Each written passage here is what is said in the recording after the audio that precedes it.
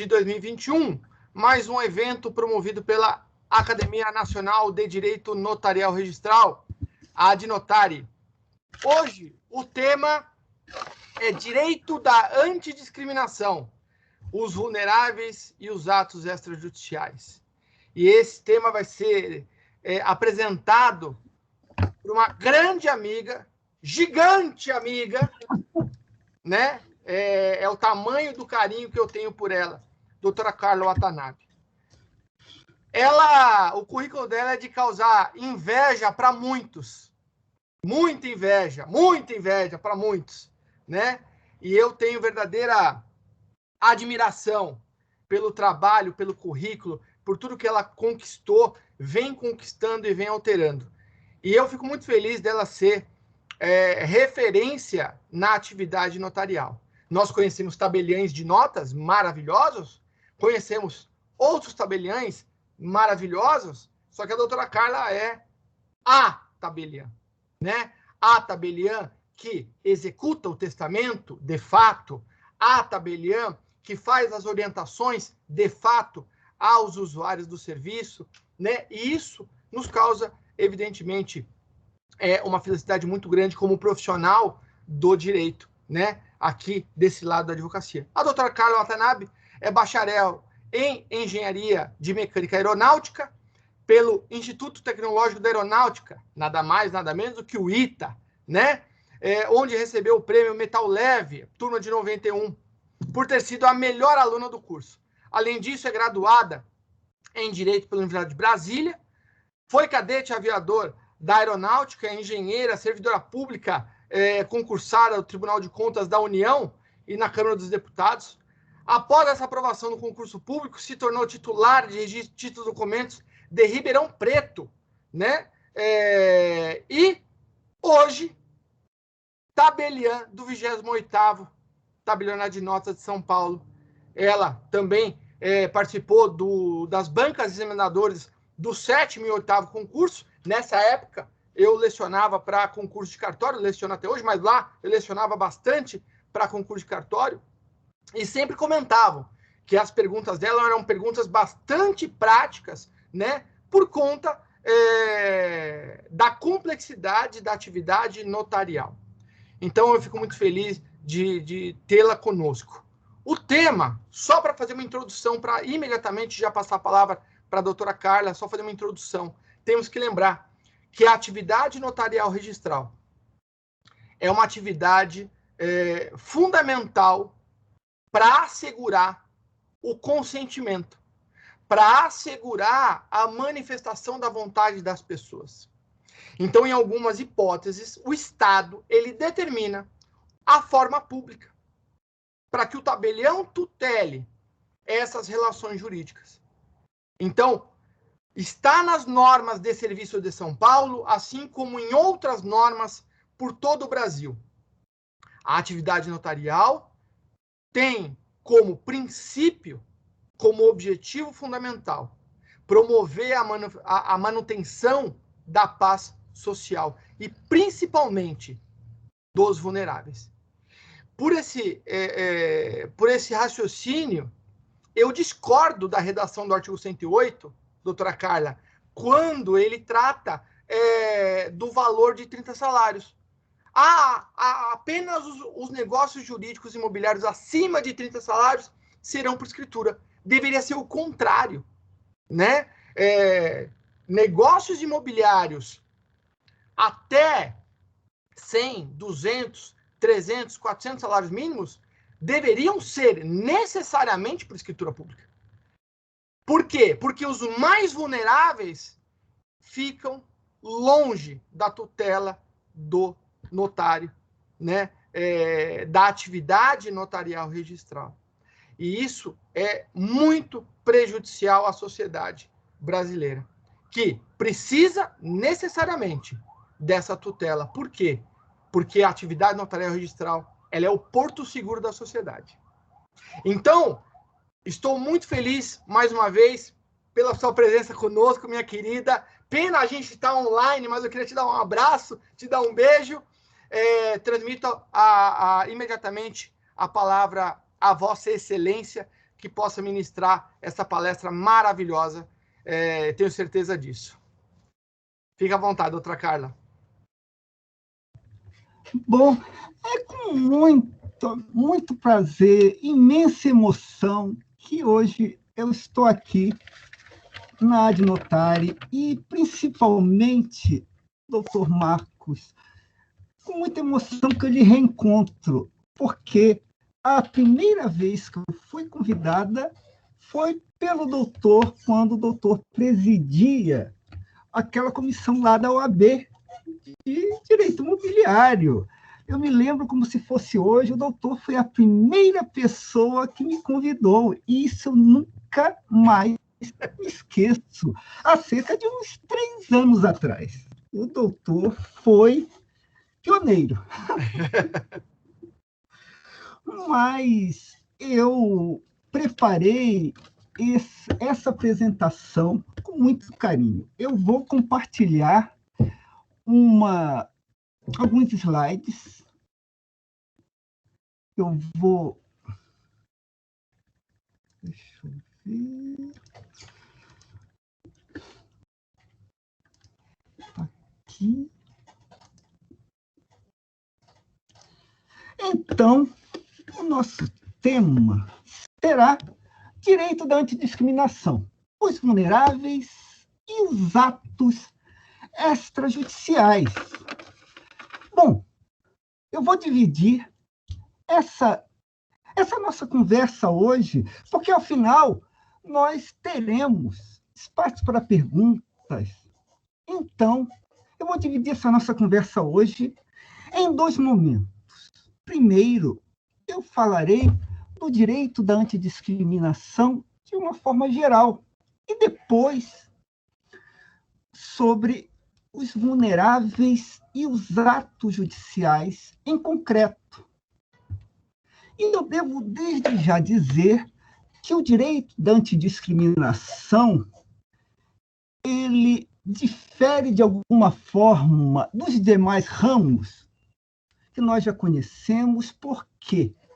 Porque ele é efetivamente muito prático. Vocês vão ver que ele não vai se perder muito em grandes teorizações, porém, ele é muito prático porque ele se manifesta no concreto da vida das pessoas. E vamos começar com uma história do surgimento do direito da antidiscriminação. O direito da antidiscriminação, ele surgiu há cerca de 50 anos atrás. E como que ele surgiu? Ele surgiu com lutas.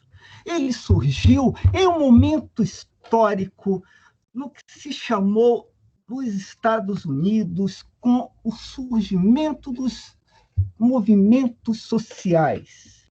Na verdade, foram as lutas identitárias, as lutas por representação, com o início da derrocada do estado de bem-estar social, como eu anunciei no meu Instagram. Foi ali, com o surgimento no direito do que nós chamamos de pós-positivismo, ou seja, com finalmente a admissão no direito dos valores axiológicos, com a moral, que o direito finalmente admitia a moral no seu corpo, que nós vimos o direito da antidiscriminação surgindo. E como que ele surgiu?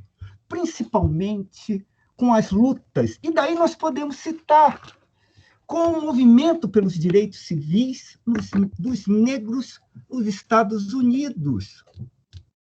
Quem não se lembra desse movimento? Quem não se lembra das lutas para derrubar as horrendas heranças de discriminação dos Estados Unidos, principalmente o precedente Plessy versus Ferguson, da Suprema Corte norte-americana.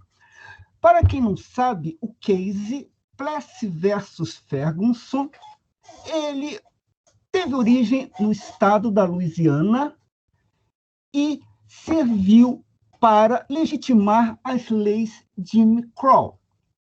Tudo bem, o que era tudo isso?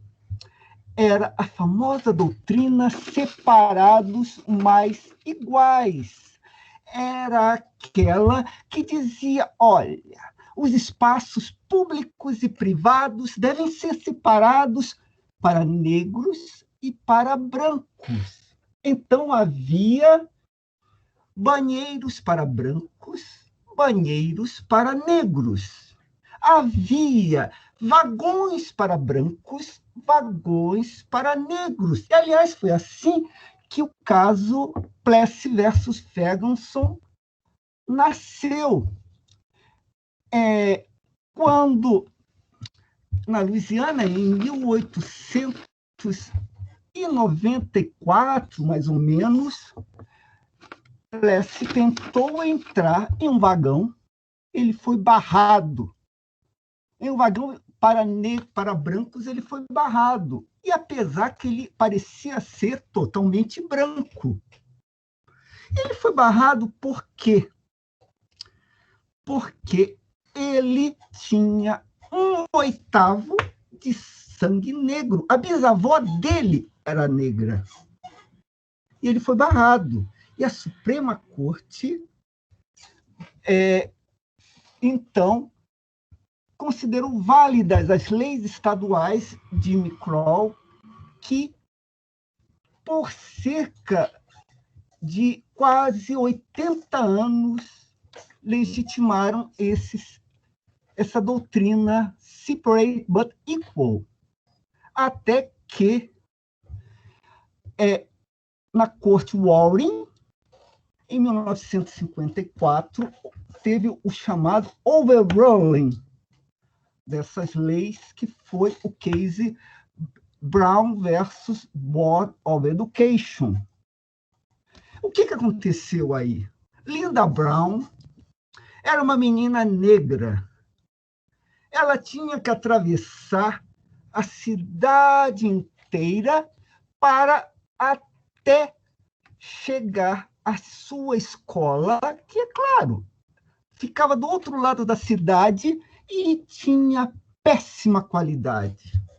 E do lado dela, próximo à sua residência, havia escolas muito boas, porém eram só para brancos.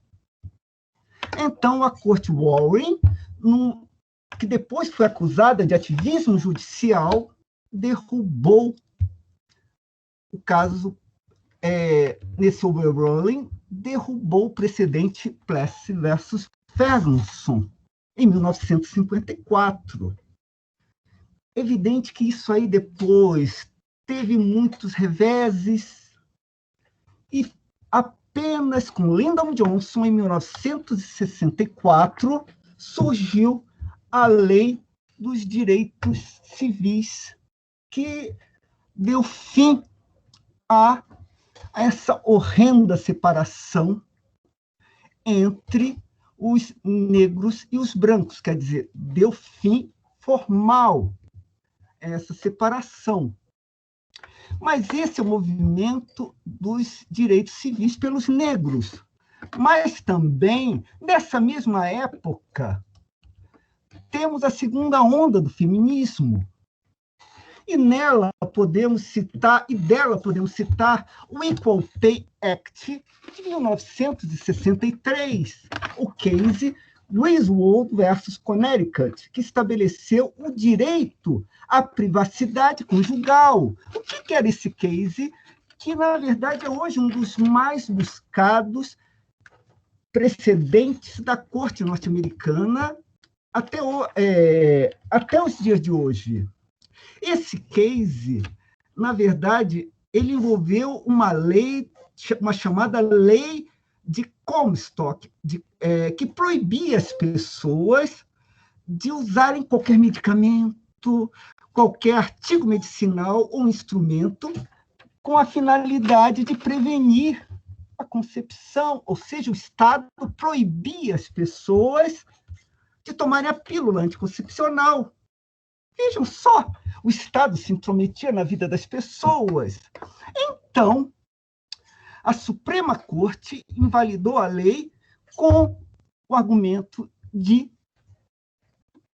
violar a privacidade conjugal. E então, este aí, na verdade, é o terceiro case mais citado nos artigos acadêmicos dos Estados Unidos. E, por fim, o case famosíssimo, Roe versus Wade, que deu direito ao aborto legal.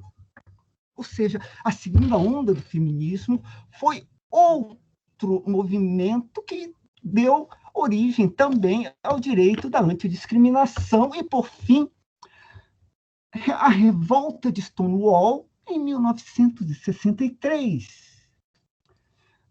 É clássica e não daria, por exemplo, eu levei uma aula inteira na pós-graduação para falar sobre o casamento homoafetivo e seus backlashes, etc.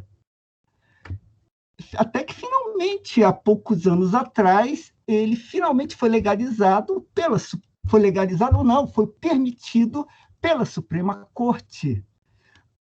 A sodomia que os estados, até 2003, criminalizavam nos Estados Unidos. Apesar de, no ano 2000, o case Boy Scouts of America versus Dale, acreditem se quiser, porque os Estados Unidos têm um conceito de eficácia horizontal dos direitos fundamentais diferente dos nossos, um conceito diferente do nosso, porque eles admitiram, por meio desse precedente, que uma associação expulsasse um escoteiro porque ele era homossexual.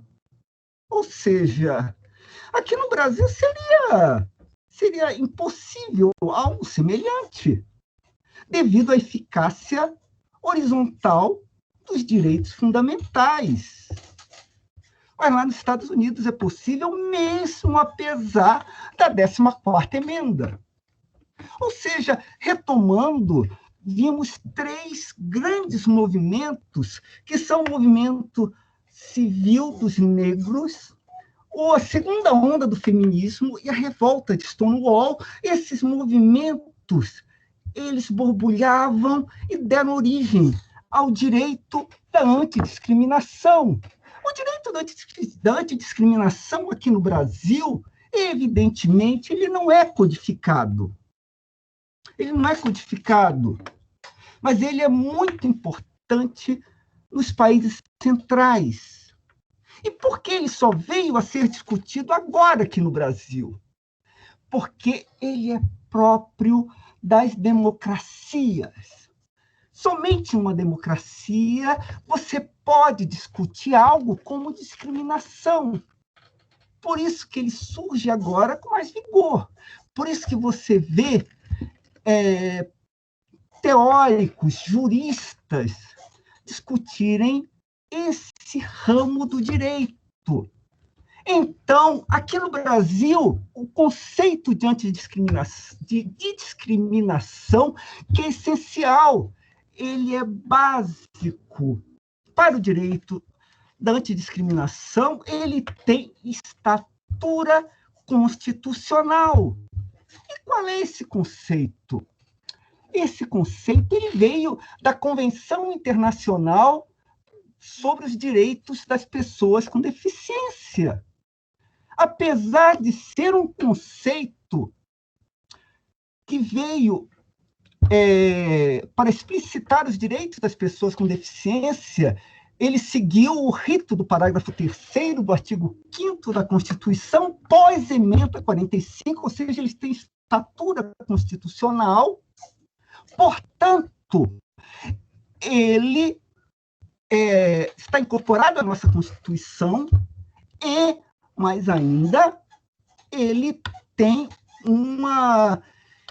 em toda a justificativa dele, ele fala de todos os tipos de discriminação. Então, ele não serve apenas para as pessoas com deficiência, ele serve para todas as discriminações que nós conhecemos. Então, o que é a discriminação? Discriminação é qualquer diferenciação, ou seja, qualquer preferência, qualquer exclusão ou restrição que qualquer empresa, qualquer grupo, qualquer pessoa faça com o propósito. Eu vou esmiuçando aqui à medida que eu for lendo. Com o propósito, ou seja, com a intenção.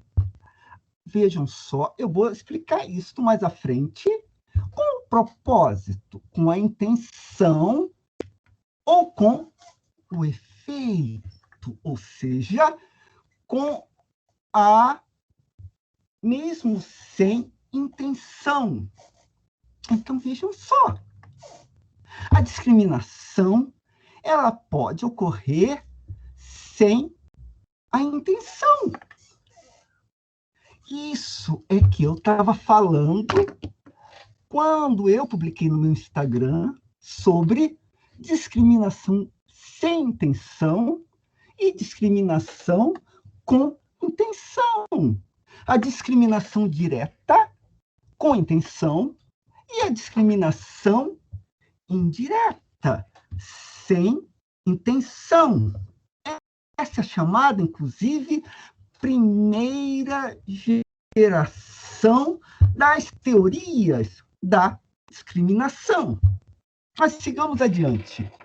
Ou seja, a discriminação é qualquer diferenciação, exclusão ou restrição com o propósito, ou seja, intencional ou não, para impedir, impossibilitar o reconhecimento, desfrute ou exercício em igualdade de oportunidade com as demais pessoas de todos os direitos humanos e liberdades individuais nos âmbitos políticos, econômico, social, cultural, civil ou qualquer outro. Vejam só. Uma coisa que aqui também, ou seja, aqui estamos falando de todas as possibilidades da vida, de todo o convívio social, porque a discriminação se dá de uma forma interrelacional. Ela apenas se dá entre grupos, entre empresas, entre pessoas. Ela pode se dar de forma intencional ou não. Ela acontece de forma intencional ou não, e mais ainda, algo que está implícito aqui. Ela ocorre entre pessoas, grupos, empresas, nas quais há uma relação de poder, há uma relação de subordinação. É por isso que não existe discriminação reversa. Vejam só. Por isso que uma pessoa que está em uma posição hierarquicamente superior, ela não pode ser discriminada por uma pessoa que está numa posição hierarquicamente inferior. É por esse motivo. Isso está implícito aqui nessa definição.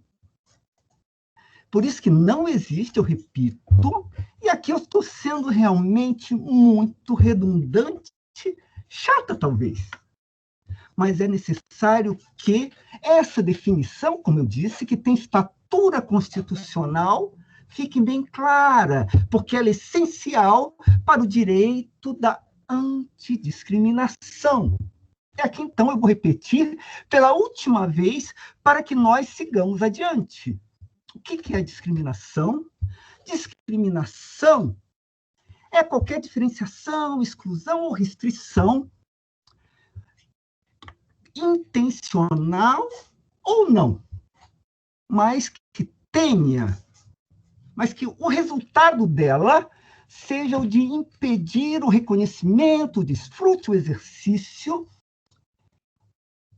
que prejudique, né, com igualdade de oportunidade com as outras pessoas, ou seja, que prejudique a isonomia das pessoas, mas não é isonomia formal, a isonomia material em todos os campos da vida, seja nos âmbitos político, econômico, social, cultural, civil ou qualquer outro. Então, o que acontece? Ela só ocorre do superior para o inferior, numa relação de poder, como eu disse. Tudo bem? Então, sigamos adiante, porque essa definição ela é básica, ela tem estatura constitucional, ela não é construída apenas pela doutrina ou por uma lei ordinária. Então, existem diversos tipos de discriminação. Discriminação direta, indireta, institucional. Vejam só, discriminação institucional, que ela é até muito falada hoje em dia, inclusive existem instituições racistas, intergeracional, entre gerações, como ocorre, por exemplo, entre os negros. Os negros sofrem, sim, de discriminação intergeracional, a discriminação estrutural, quando uma população sofre de uma discriminação contra ela, como, por exemplo, os negros. A população LGBT, as chamadas microagressões, há toda uma literatura sobre ela. O sistema de privilégios, ou seja, o direito da antidiscriminação ele é tão amplo, que mesmo uma pós-graduação ela seria insuficiente para dar conta de tudo isso. Eu, por exemplo, que já estudo esse ramo do direito há muito tempo, eu digo, eu sou uma reles aprendiz de tudo isso. Inclusive, cada uma dessas formas de discriminação tem uma forma diferente de combate.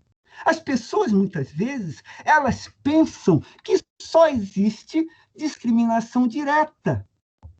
E, então, para combater todas essas outras modalidades de discriminação, elas pensam, existe discriminação direta? Então, eu vou usar o mecanismo da discriminação direta, de combate, que normalmente é a educação,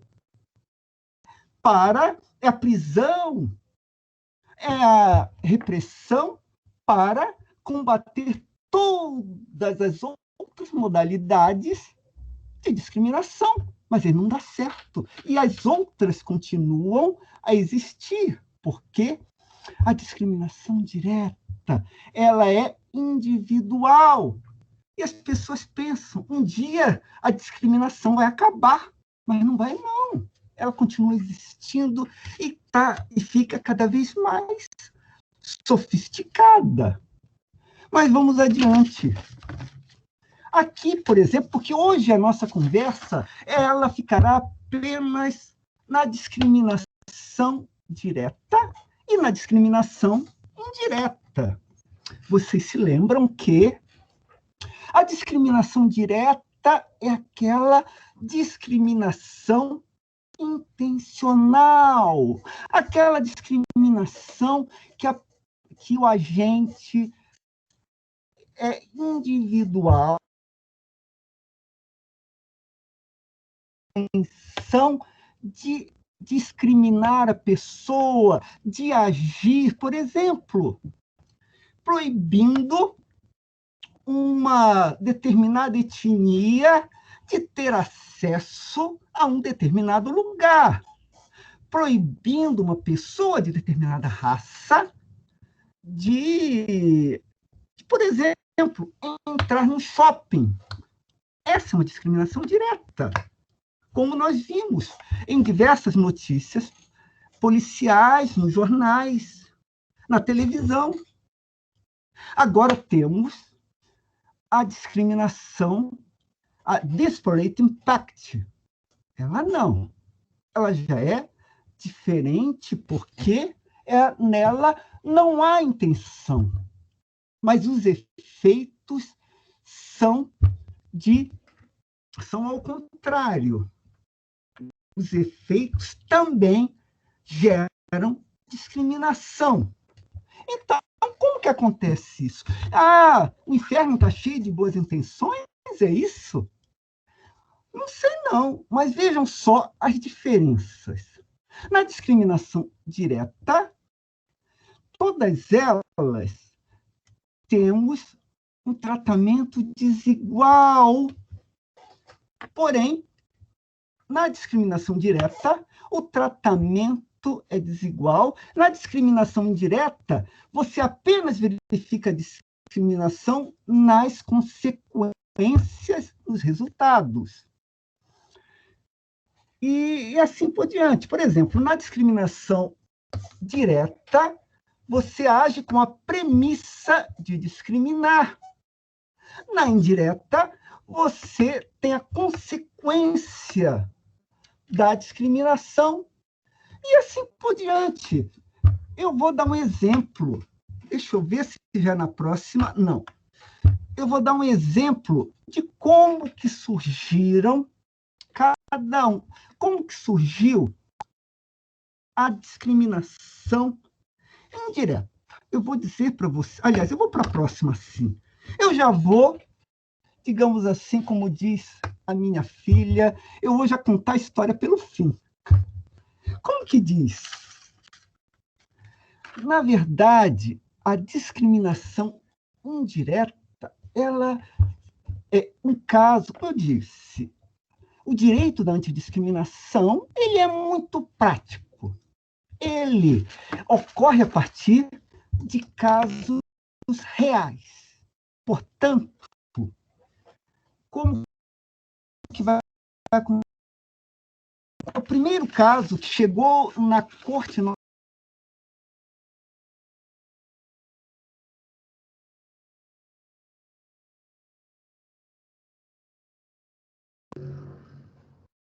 Doutora Carla, a senhora ficou muda. Tem que voltar. Acho que caiu a conexão da doutora Carla.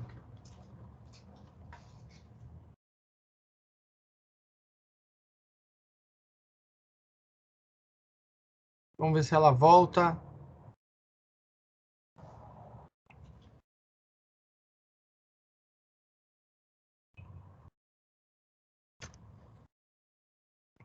Ela não voltando, mas eu vou dar um exemplo aqui da atividade extrajudicial, aproveitar o gancho aí que a doutora Carla caiu, para comentar possivelmente ela deve saber, um tabelionato de notas aqui de São Paulo, teve aí um processo administrativo disciplinar do tabelião.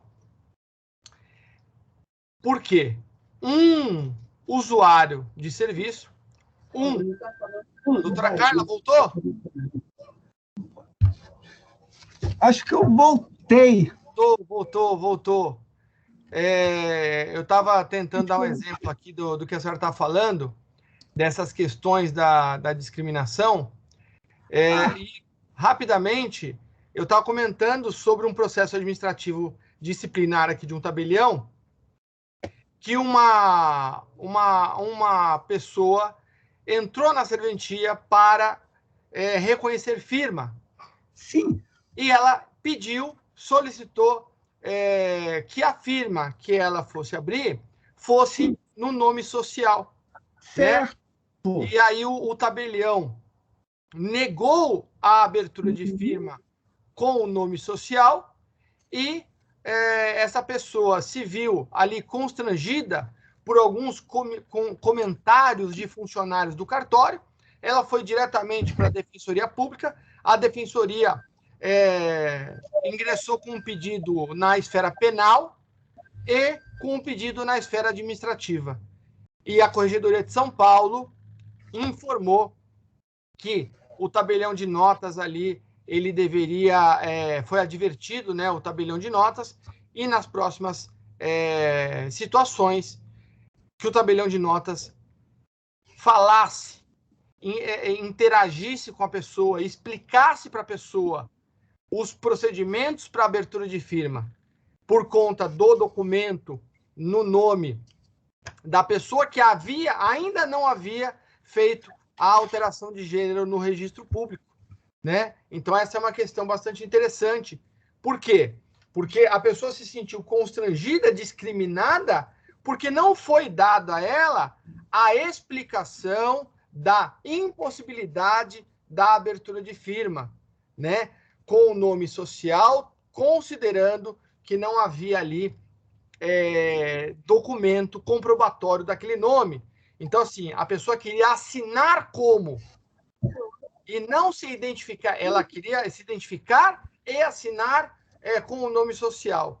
E aí, evidentemente, você precisa ter cautela na identificação da pessoa, porque a pessoa é a mesma, né? Ela só se identifica com outro nome. E essa já é uma pergunta para a doutora Carla poder comentar conosco depois. Claro, eu terei maior prazer em comentar sobre esse assunto. Doutor, onde foi que eu caí? Em que momento? A doutora está começando a comentar sobre a ADIM 146 do Distrito Federal. Ah, tá. Então, sim, mas antes eu estava comentando sobre o precedente que deu origem à discriminação indireta nos Estados Unidos.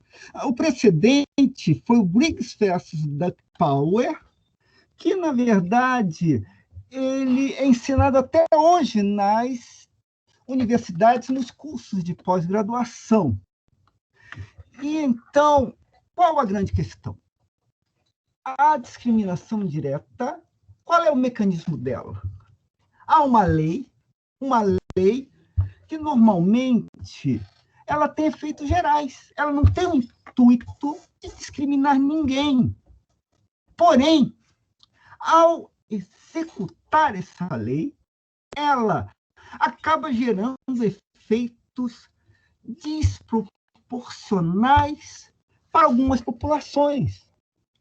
E não pensem que ela só existe apenas lá fora, não. Aqui eu peguei alguns exemplos aqui do STF, nos quais eu posso explicitar bem melhor como que o STF reconheceu a discriminação indireta aqui no Brasil. A DIN 146 do Distrito Federal é um bom exemplo. Por quê? Porque o Executivo ele publicou ele aprovou uma determinada medida provisória e depois uma emenda, melhor, ele foi o contrário. Ele aprovou uma emenda constitucional, uma medida provisória para regulamentar e limitou o teto dos benefícios previdenciários do INSS. Olha, o teto dos benefícios previdenciários será X, digamos assim, 5 salários mínimos. Eu não sei qual é o teto. 5 salários mínimos. Porém, vocês já pensaram no seguinte?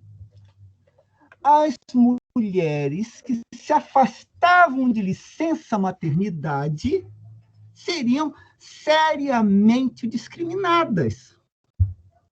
Evidentemente que a autarquia previdenciária não parou para pensar que discriminaria as mulheres grávidas, que se afastavam de licença maternidade, porque a lei era geral.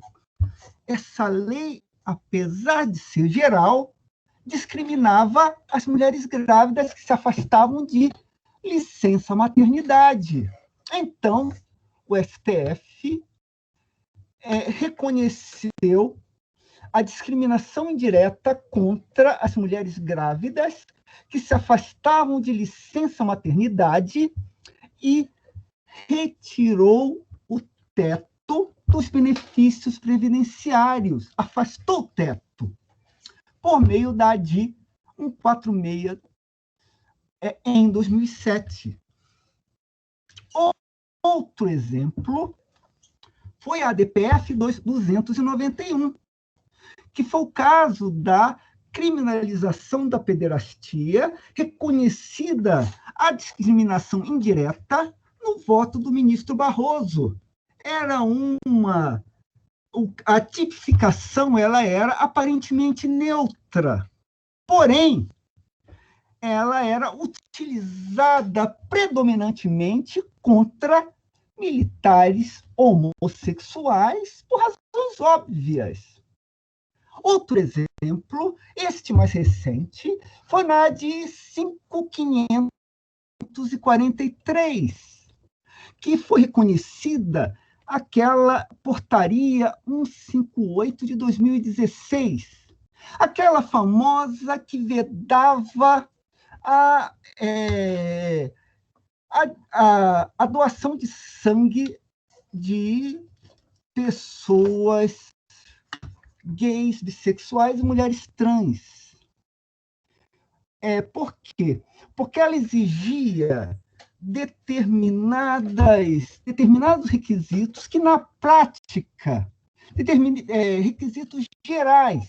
Não dizia assim naquela portaria: olha, homens gays, bissexuais, mulheres trans não podem doar sangue. Evidentemente que não estava isso escrito naquela portaria. Evidentemente não estava. Porém, na prática, aquela portaria ela discriminava aquelas pessoas especificamente, aquele grupo de pessoas. Então, qual a grande lição que nós devemos levar daqui? Porque essa lição será que eu comentarei adiante. Discriminação indireta, não há intenção. Não há intenção, porque ela tem origem em uma norma, em uma lei geral. Uma lei, ela não discrimina ninguém. Porém, quando ela é posta na prática, ela discrimina pessoas, discrimina grupos. Então, nós sigamos adiante, por quê? Porque agora eu falarei sobre o provimento 100 de 2020. Aí eu entro na segunda parte da minha fala. Todos nós conhecemos o provimento CNJ 100 de 2020, que ele criou os atos notariais que utilizam o sistema notariado, que são realizados por teleconferência. É um avanço muito grande, um avanço enorme, principalmente porque ele foi aprovado, o CNJ publicou no contexto da pandemia. Não há como falar o contrário. Foi um avanço enorme esse provimento que colocou o notariado brasileiro no primeiro mundo. Não há como falar o contrário. Porém, para que não seja, como diz a Escola de Frankfurt, os teóricos da Escola de Frankfurt, para não cairmos apenas na razão instrumental, temos que falar o seguinte: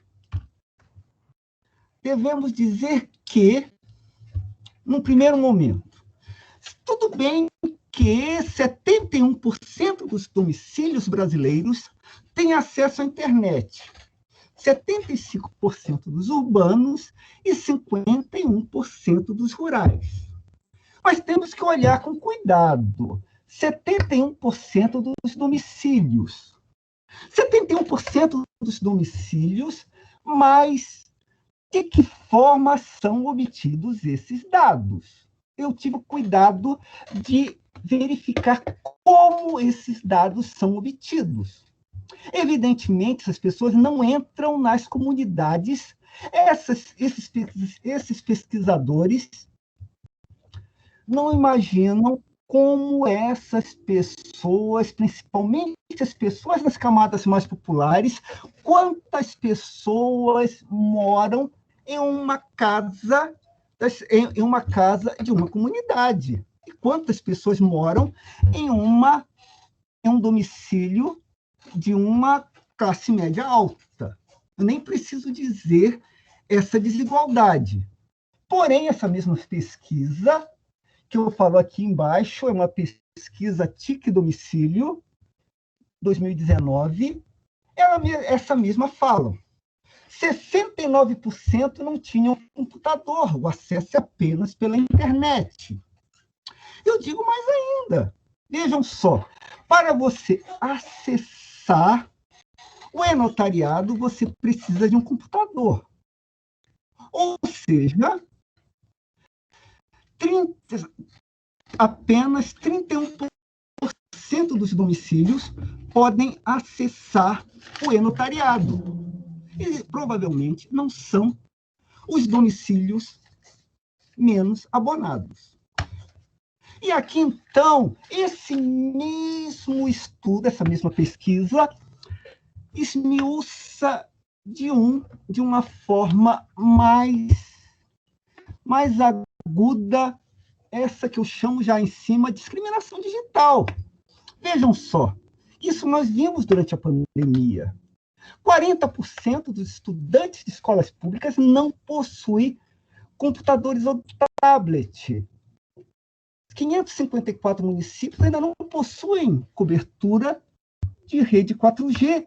95% das famílias da classe A possuem algum tipo de computador.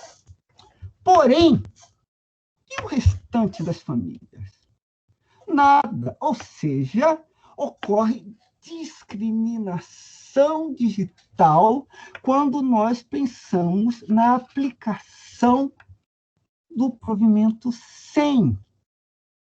Ocorre uma efetiva discriminação digital. O que acontece, então?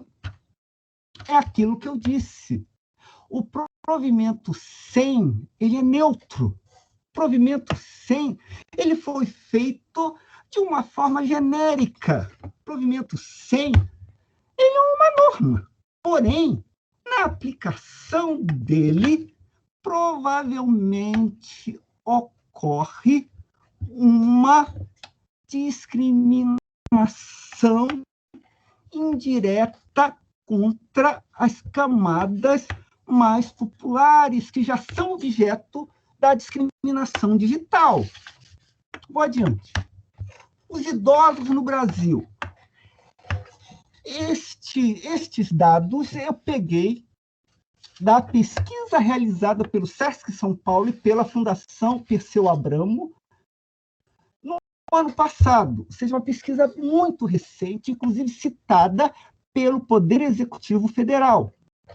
E foi realizada em todas as regiões do Brasil, teve abrangência nacional. E vejam só isso, prova a exclusão digital entre os idosos. 40% dos maiores de 60 anos ou são analfabetos ou são analfabetos funcionais. E mais ainda, ou seja, são pessoas que, infelizmente, não sabem escrever. ou ler. Ou seja, são pessoas que provavelmente não vão ter acesso sequer a não vão ter acesso à escritura digital. Vão precisar de uma escritura convencional. E mais ainda, em relação ao mundo digital, tudo bem, 81% dos idosos sabem o que é a internet, contra 63% em 2006. Entre os que sabem, 23% usa sempre, 20% usou algumas vezes e 38% nunca usou. Vejam só, por isso que o Estatuto do Idoso coloca como um de seus objetivos a inclusão digital dos idosos. Mas e a pandemia, meu Deus? Isso daqui foi esquecido. Então, eu vou além.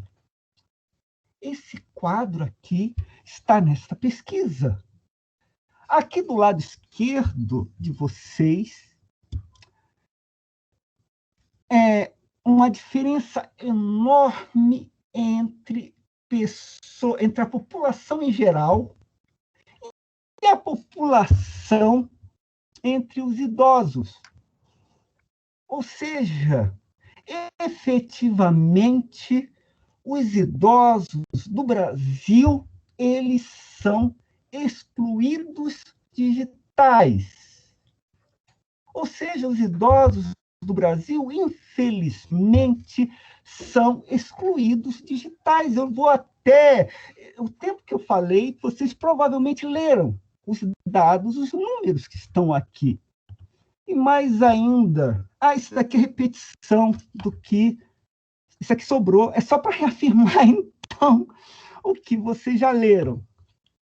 Então, o que aconteceu durante a pandemia e que eu presenciei lá no tabelionato que eu sou titular? A violência contra pessoas idosas. Isso aqui acontecia direto lá. Isso acontecia direto.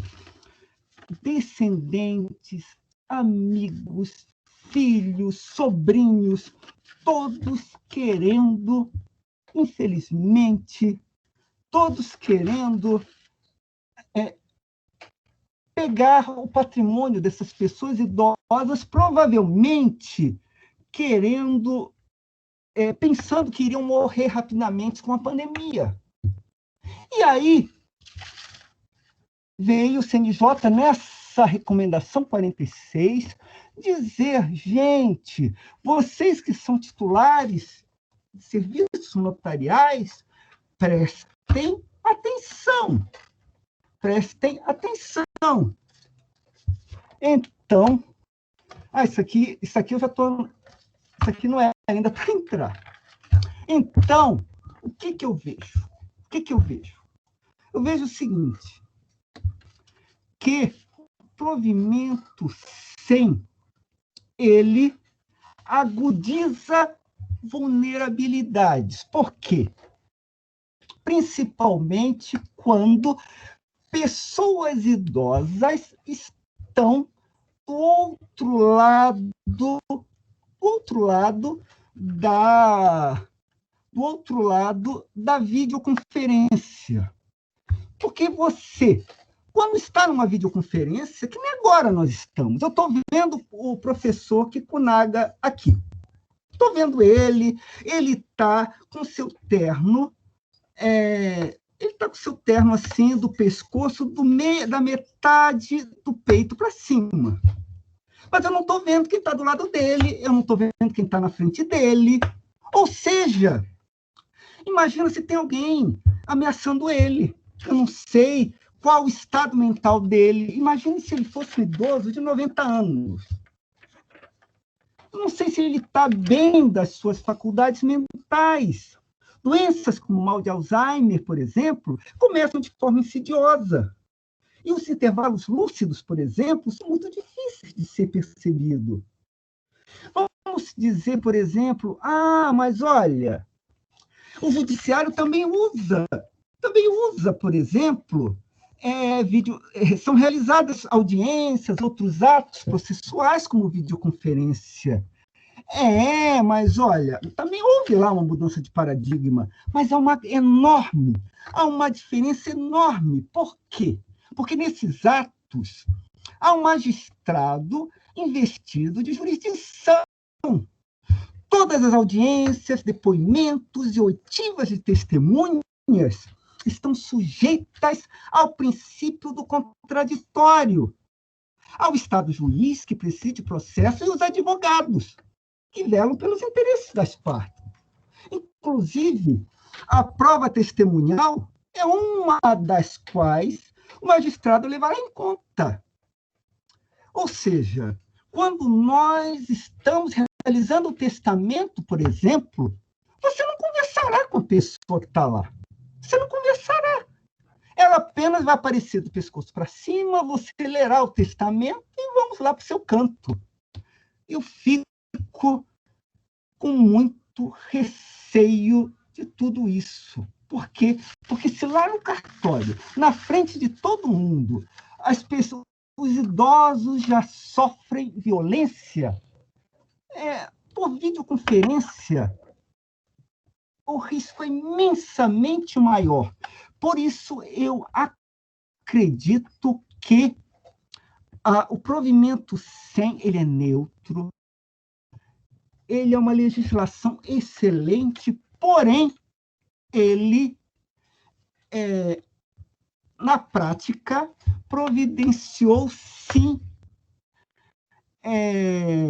violência, ele providenciou, sim, uma discriminação indireta contra os idosos. E eu digo mais, quando nós fazemos campanhas, olha, vamos defender os idosos e outras coisas, não adianta, porque esse tipo de campanha é para discriminação direta, não é contra discriminação indireta, não é. Discriminação indireta, ela é eliminada de outra forma. Discriminação indireta é eliminada com ações afirmativas. É outra forma para eliminar. Então, gente, eu já passei, olha, pelo meu cronômetro, desculpe-me, professor Kikunaga, eu passei 2 minutos e meio do meu tempo, e o que eu defendo é simplesmente o quê? Um direito notarial com caráter emancipatório, com um olhar para os vulneráveis. É um resgate do que o direito notarial nunca foi, mas que ainda pode ser a vir. Muito obrigada pelo espaço. É o que eu defendo. Doutora Carla, muito obrigado. Foi ótimo revisitar esses conceitos de direitos humanos, né? Então é muito interessante, porque eu me recordo assim claramente da minha época do mestrado, um seminário que eu fui fazer a apresentação, e eu estava falando sobre direitos humanos, e eu estava comentando a importância do direito notarial registral na tutela, né, das pessoas vulneráveis. O trabalho que o direito notarial registral executava para fazer essa proteção, né, implementar essa proteção. Então, do mesmo modo que vimos na Lei 8935 de 94, artigo 30, inciso 2, por exemplo, né, onde há uma obrigação legal dos notários e registradores em atender as partes com eficiência, urbanidade e presteza. Essa premissa, essa regra, essa obrigação, esse dever funcional, ele tem um objetivo muito lógico. As pessoas precisam dessa orientação jurídica. Então, eu volto a falar, agora com mais propriedade, defendo que o artigo 108, ele é discriminatório. Porque ele afasta da escritura pública pessoas vulneráveis. A pessoa que vai acreditar que aquele negócio imobiliário abaixo de 30 salários mínimos, ele é um bom negócio, é um negócio regular, e é aí que vemos, né, que nos deparamos com alienações de lotes clandestinos, que vão gerar problemas para essas famílias, alienação de imóveis, de apartamentos pelo CDHU, pela Coab.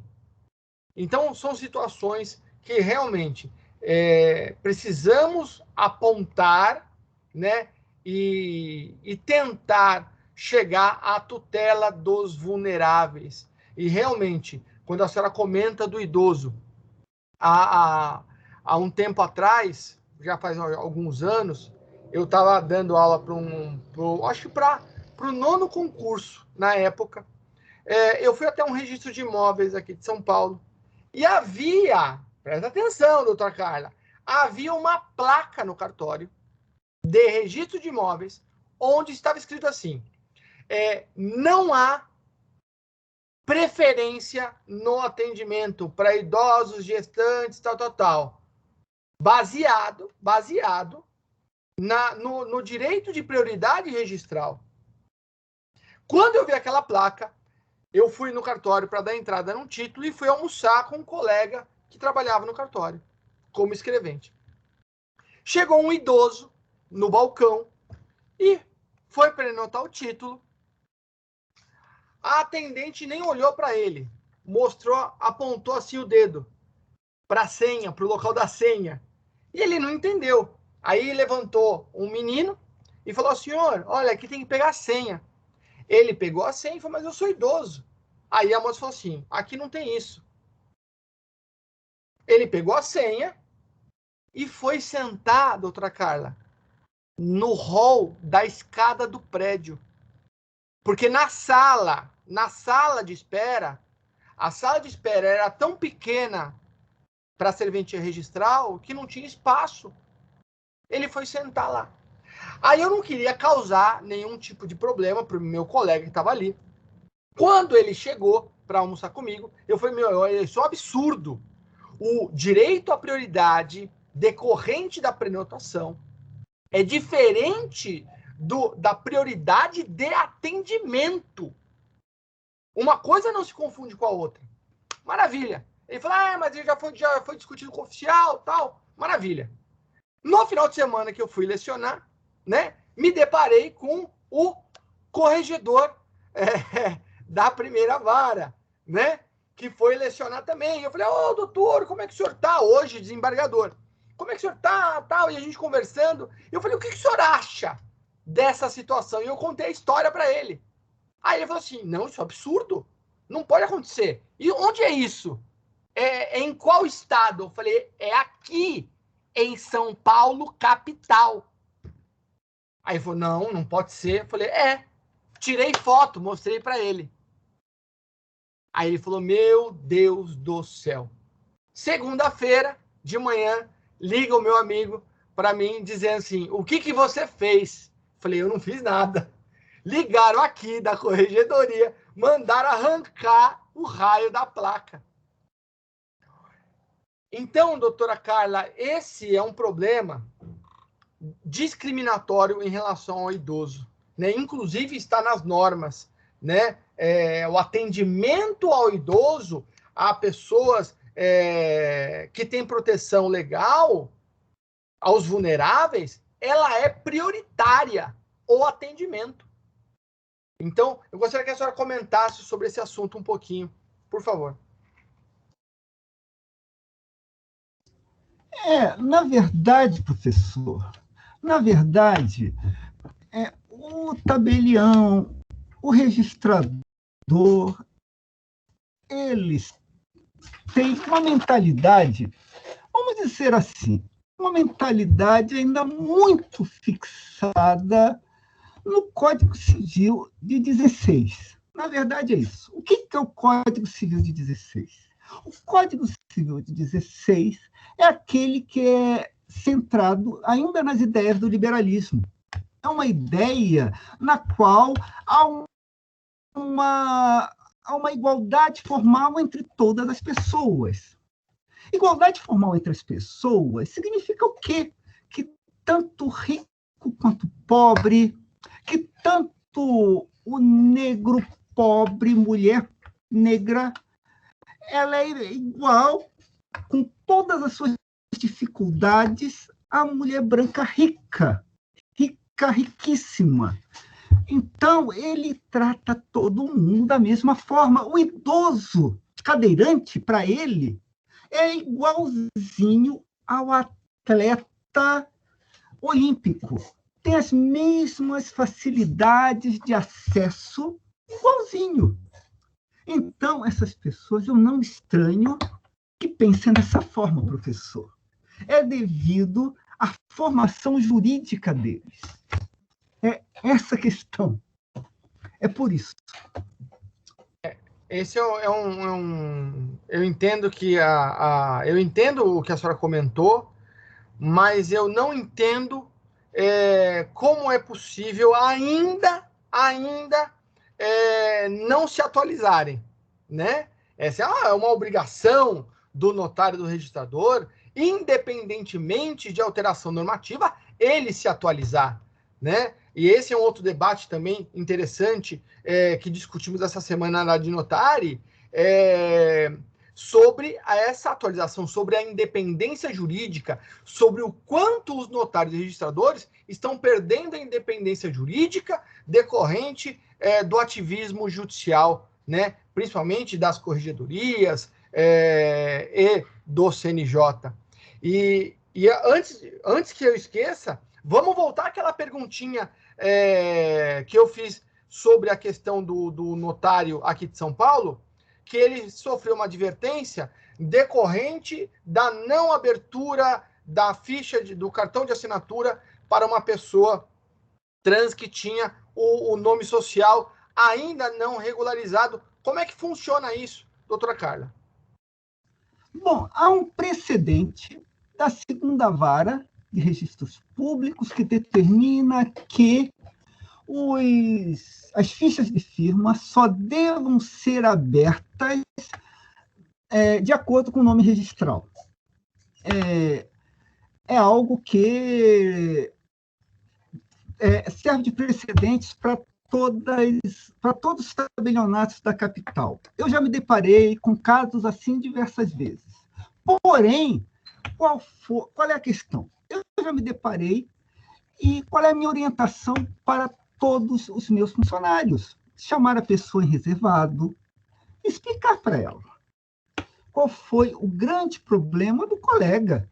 Praticou crime de transfobia. Ele não, né? Os funcionários dele e ele, por decorrência, por não ter orientado. O crime de transfobia foram esses vizinhos,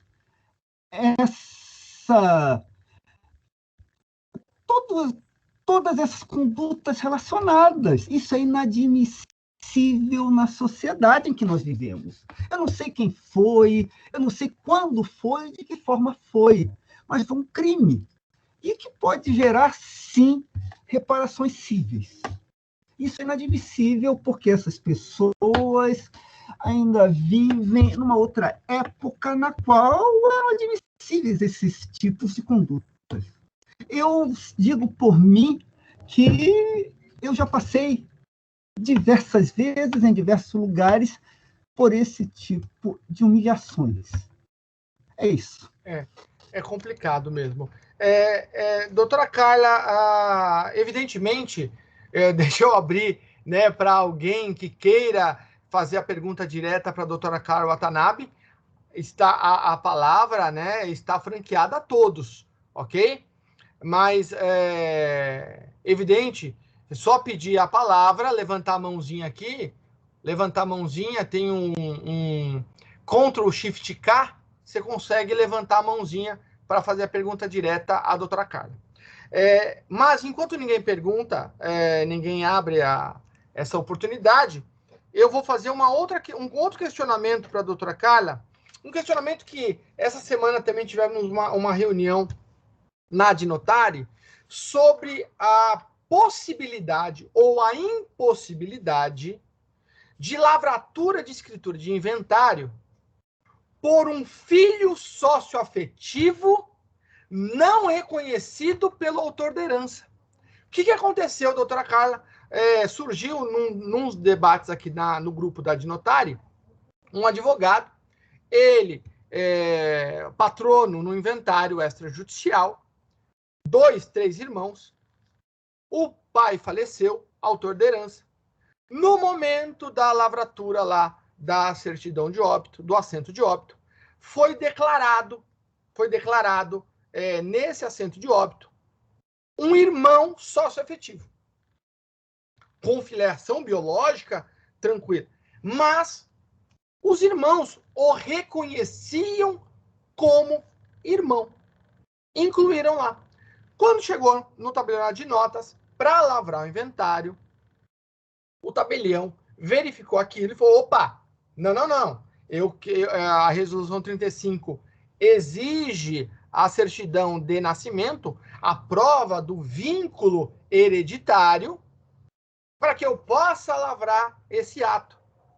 E esse menino não faz parte do vínculo hereditário, mas os irmãos o reconheciam como, né? Essa é uma discussão bastante séria, porque a gente está tratando de uma questão de socioafetividade, e aí virou uma baita discussão, né?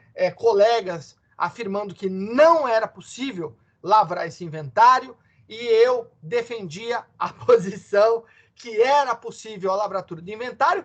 Por quê? Porque da mesma forma que os herdeiros podem admitir a companheira no inventário extrajudicial, por que não os herdeiros legítimos interessados não poderiam reconhecer essa socioafetividade filiatória para compor a divisão da partilha, né? Então, esse foi um caso que gerou um debate, e há tempos atrás, quando eu estava no tabelião de notas, também surgiu uma situação assim, e na época o tabelião exigiu a retificação do assento de óbito, a lavratura do inventário e, posteriormente, a doação das partes ideais dos irmãos ao irmão socioafetivo. Gostaria que a senhora comentasse se a senhora já teve, na prática, esse caso no seu tabelionato. Eu nunca tive esse caso, e eu sou extremamente simpática a uma evolução do direito das sucessões. O direito das sucessões ainda é regido por uma ótica oitocentista. Infelizmente, ainda é regido. A situação da companheira, na verdade, ela se deve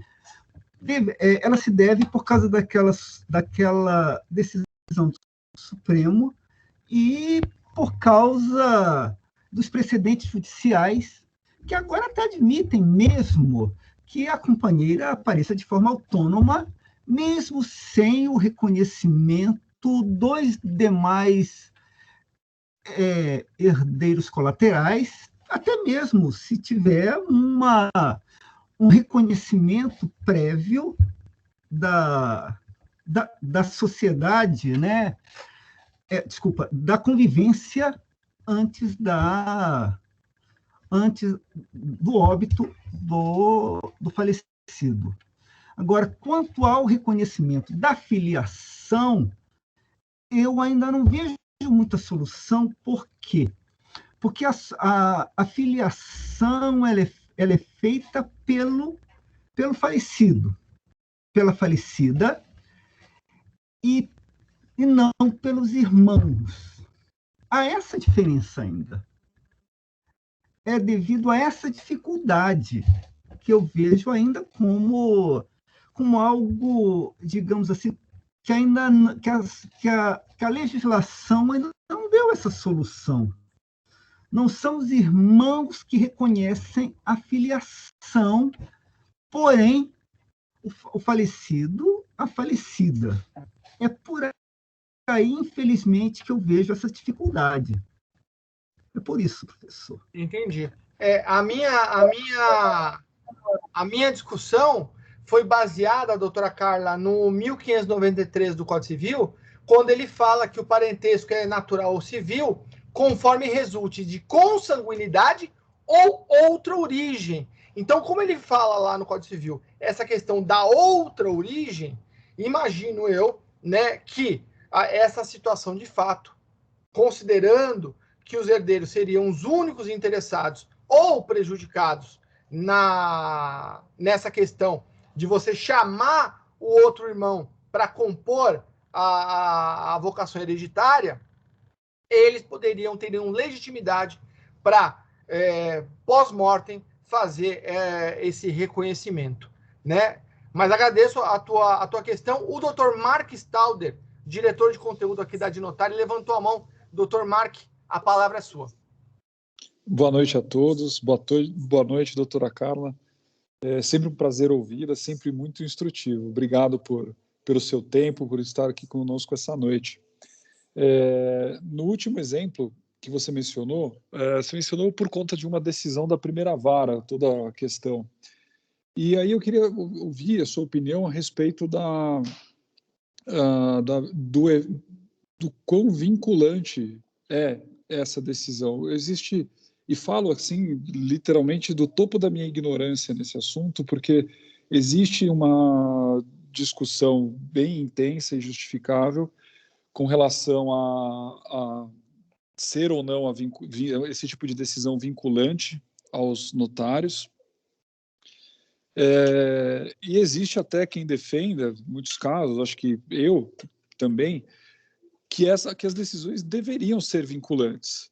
Então, aí isso por conta de uma questão de segurança e também com base nas regras da lei de interpretação da antiga LIC, a nova LINDB. Mas, nesse caso,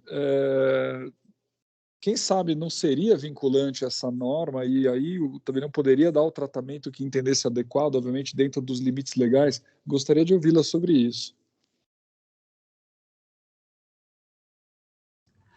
A decisão, na verdade, foram duas decisões da segunda vara, que é a corregedoria do estabelionato. Perfeito, eu me enganei aqui, mencionei a primeira. Perfeito. Não, fica tranquilo. Sendo ela a corregedoria dos estabelionatos, eu fiz uns estudos recentes, inclusive sobre direito administrativo constitucional, e exatamente por isso, esse poder de editar normas das corregedorias, dos tribunais, na verdade, ele é mais do que um poder, digamos assim, fiscalizador. Os notários e registradores, eles torcem o nariz. Porém, ele chega a ser um poder disciplinar, na verdade. É mais do que um poder fiscalizador e é mais do que um poder normativo. Ele é um poder disciplinar. Porque é o mesmo poder, por exemplo, que vincula os contratantes à administração pública quando eles contratam com ela. Ou seja, é um poder disciplinar, porém atutário. É algo muito mais profundo ainda, por isso que eu creio que, neste caso, por ser uma decisão editada pela própria corregedoria, segunda vara, permanente, é vinculante, sim. É isso, doutor Mark. Entendi. Eu não tinha pensado nunca sobre essa perspectiva, e o que me fez fazer essa pergunta foi uma tentativa de defender, nesse caso, a não vinculação. É por isso que eu adoro ser advogado. Porque eu mudo de ideia, eu defendo sempre o meu direito perpétuo de mudar de ideia. E esses argumentos que a senhora colocou são, para mim, suficientemente sólidos para contrapor o que ouvimos quase que diariamente de muitos oficiais de registro de imóveis que a decisão não é vinculante por conta de não ter sido aplicada aquelas partes envolvidas, aquele caso concreto, etc., ou eventualmente nem mesmo aquele ofício. Então, é bem interessante. Eu sinto não poder ajudar, mas eu agradeço pela sua ajuda desse lado. Meus queridos, pelo adiantado da hora, última pergunta aí que eu deixo em aberto aí para quem queira participar desse maravilhoso encontro acadêmico. Mais alguém? Dou-lhe uma, dou-lhe duas, dou-lhe três. Doutora Carla Watanabe, suas considerações finais. Bom, novamente, eu agradeço o espaço que vocês me deram hoje, porque é raro, sabe? É raro, muito raro alguém me emprestar o espaço para falar sobre esse assunto, que eu amo falar sobre esse assunto. Eu amo mesmo falar sobre direito da antidiscriminação. E são raras as pessoas que querem me dar esse espaço, principalmente para falar sobre direito da antidiscriminação aplicado à atividade notarial. Porque, olha, pensamento crítico sobre a atividade notarial, ninguém quer fazer, não.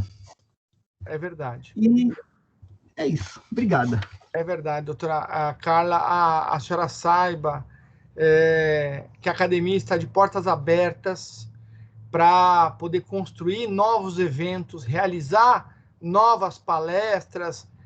Se a senhora pensar, quiser convidar colegas para a gente poder discutir esses assuntos aqui, a casa está aberta, a senhora sabe disso, né? Mas eu falo isso de forma pública porque eu acredito que é super importante esse debate acadêmico das questões da antidiscriminação. Porque no dia a dia nós passamos por isso, né? Então, esse exemplo do idoso foi um péssimo exemplo. Foi um péssimo dia para mim, né? Porque eu gostaria de defender aquele idoso, mas, por outro lado, é aquela tal história que o pessoal começa a rotular, né? Ah, mas aquele advogado vai no cartório só para criar confusão. E não é verdade. E não é verdade. Então, desejo à doutora Carla um excelente final de semana. Foi muito prazeroso poder ouvi-la, poder aprender contigo. E te espero em breve, que retorne para a gente poder falar mais, para a gente poder se encontrar e conversar. E aos queridos participantes do evento, um grande beijo a todos. Boa quinta-feira, bom final de semana. Até breve, doutora Carla. Beijão. Tchau. Muito obrigado. Um abraço a todos.